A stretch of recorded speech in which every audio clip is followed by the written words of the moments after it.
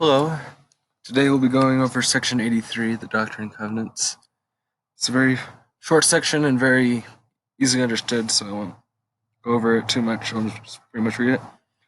It was received on April 30th, 1832, in Independence, Missouri, by Joseph Smith. Verily, thus saith the Lord, in addition to the laws of the church concerning women and children, those who belong to the church, who have lost their husbands or fathers. So I guess in this council Joseph Smith was in, there's some concern for those that have lost their husbands and fathers, and what is the church's role in helping them? Women have claim upon their husbands for their maintenance until their husbands are taken. If they are not found transgressors, they shall have fellowship in the church.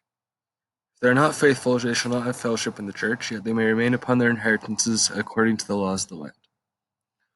All children have claim upon their parents for their maintenance until they are of age. After that they have claim upon the church, or in other words, upon the Lord's storehouse, if their parents have not wherewith to give them inheritances. The church at the time, and still is, still does have a Lord's storehouse, which is just a store. It's exactly what it sounds like, just a storehouse of a bunch of goods, and members of the church pay tithing, or 10% of their income, to the church. And that helps in building temples and churches. And we also need to pay fast offerings, and this is the next part. And the storehouse shall be kept by the consecrations of the church, and widows and orphans shall be provided for, as also the poor. Amen. And the fast offerings, there's no set amount, but we're counseled to give generous offerings. Well, goes to the poor. Well, goes to the poor.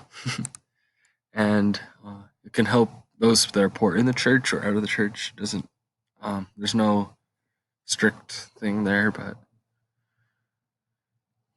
the Lord has always given a commandment to care for the poor. For that's something that Jesus did. He always looked to those. I mean, if you look at the miracles he did, were there any really that were among the rich? Not really, except for maybe the public. Well, this was in the book of Acts, so this was after Jesus' resurrection. But in the book of Acts, there was a publican that said, "Forgive me, for I am a sinner." And publicans can generally be kind of rich because they collect taxes, but he was humble, and that's the difference between. It's a fine to be rich, but there needs to be humility, and you need to care for those that are less. And one way we do that in the church is by fast offerings, because oftentimes we don't know who needs our help. So that's one way that we do it. I know that if we want to become more like Christ, we will look outside of ourselves, and I'm thankful for this little revelation here, to care for widows and those without fathers, as well as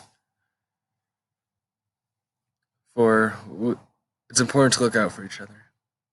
And I say this in the name of Jesus Christ, amen.